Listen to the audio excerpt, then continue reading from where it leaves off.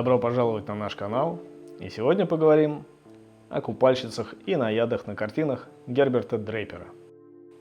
Герберт Джеймс Дрейпер – английский художник, прославившийся своими картинами с обнаженными купающимися красавицами и достаточно больной интерпретацией различных мифов, легенд и литературных произведений, отраженных в своих работах. Картины Дрейпера чем-то напоминают взрослое фэнтези, в котором творил Борис Валехио, но с поправкой на особенности стиля и морали викторианского периода. Тогда считалось неприличным изображать обнаженную натуру, связанную с реальной жизнью. То есть ню следует писать с богинь, наяд, героев и в особенности героинь мифов и легенд, и никак иначе. Дрейпер этому правилу следовал всегда, а поскольку школа у него была очень хорошая, Дрейпер обучался в Королевской академии, то неудивительно, что его работы были очень востребованы.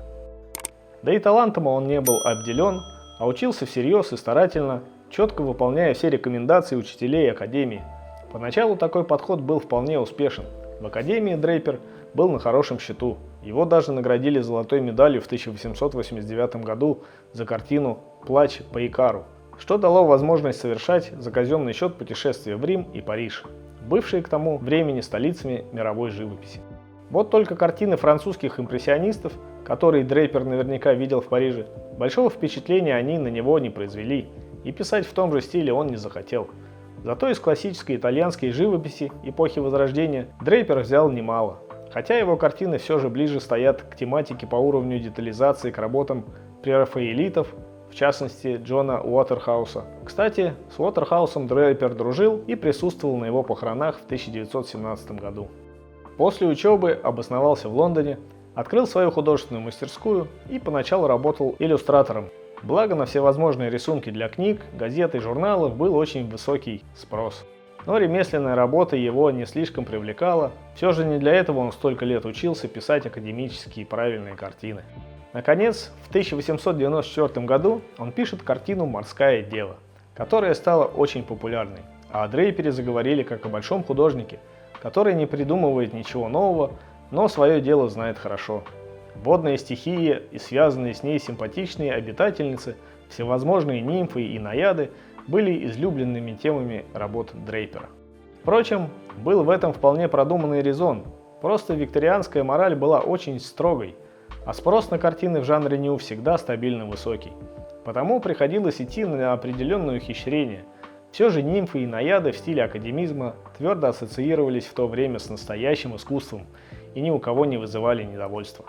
Дрейпер писал их по всем канонам, отсюда идеальные тела, манерно изысканные позы и предельная декоративность. Понятное дело, такие картины были оторваны от реальной жизни, но отлично смотрелись в дорогих гостиных лондонских аристократов.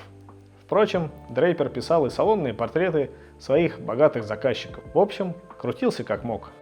Но вскоре требования к искусству изменились, академизм Дрейпера, пусть и испытавший на себе основательное влияние прерафаэлитов, казался абсолютно архаичным. Над картинами Дрейпера стали смеяться, его считали художником прошедшей эпохи, олицетворением всего пошлого и надуманного, что было в салонном искусстве. Писать по-новому Дрейпер не хотел, да и не умел, потому пришлось смириться с насмешками и забвением. Впрочем, в свои лучшие годы он заработал достаточно, чтобы особенно ни в чем не нуждаться, да и спрос на его иллюстрации был стабильно высоким. Все же рисовальщик он был замечательный.